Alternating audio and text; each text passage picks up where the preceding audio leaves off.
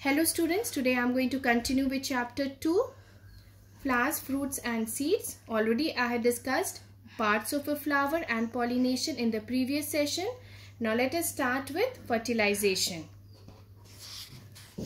What is fertilization?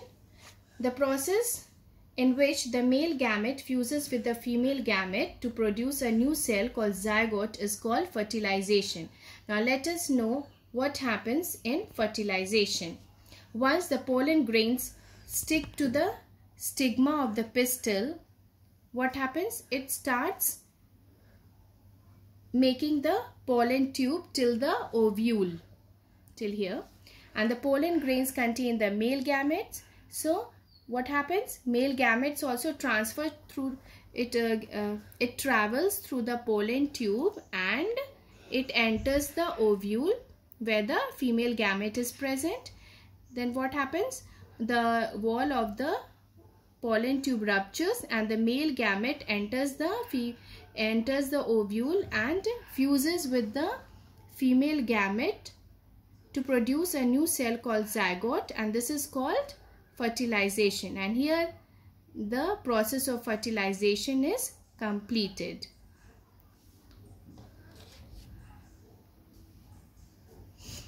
Now let us know about the definition of fertilization. The fusion of male gamete with the female gamete to produce a new cell called zygote is called fertilization. Now what happens after fertilization? The zygote develops into an embryo. What is an embryo? Embryo is a kind of baby plant that is in dormant state. In dormant state means inactive state. And whenever this embryo gets the favorable condition, it grows into a new plant. Exactly what happens after fertilization? You have already studied this in class 5. After fertilization, what happens? The flower loses its bright color. The sepals, petals and stamens fall off. Ovary becomes fruit and ovary wall becomes fruit wall and ovules become seeds.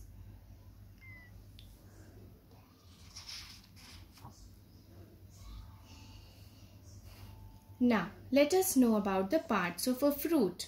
I have taken a very common fruit, that is mango. Now basically a fruit is divided into two parts, pericarp and seed. Again, the pericarp is divided into three parts, that is epicarp or exocarp, second is mesocarp and third is endocarp. Now from the picture, it is all the three layers are very clear.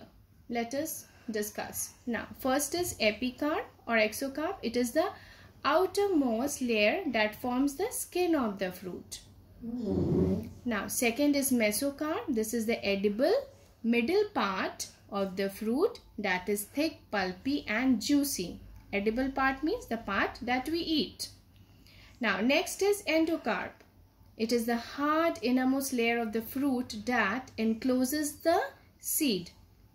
We can say that what is the function of fruit? Fruit protects the seed. Why it is important? Because a seed only grows into a new plant. So fruit protects the seeds. Now the next topic is types of fruits. Generally there are two types of fruits, dry fruits and fleshy fruits. Now let us know the difference between the two.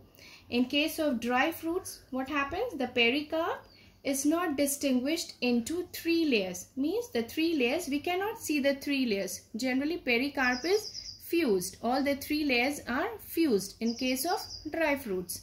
And the pericarp is dry. That is why the name is dry fruit. Examples are sunflower, wheat, etc. Pictures are here. Now next is fleshy fruits. In case of fleshy fruits, the pericarp is distinguished into three layers, that is epicarp, mesocarp and endocarp. It means that the three layers are clearly visible, as in case of mango we have already discussed before this. And the mesocarp, that is the middle part, is fleshy, the part that is edible. Examples are watermelon, mango, etc. Dear students, I am ending this session here. There are exercises for you. These questions you have to do it in your copy, the copy that is available to you. Thank you, students.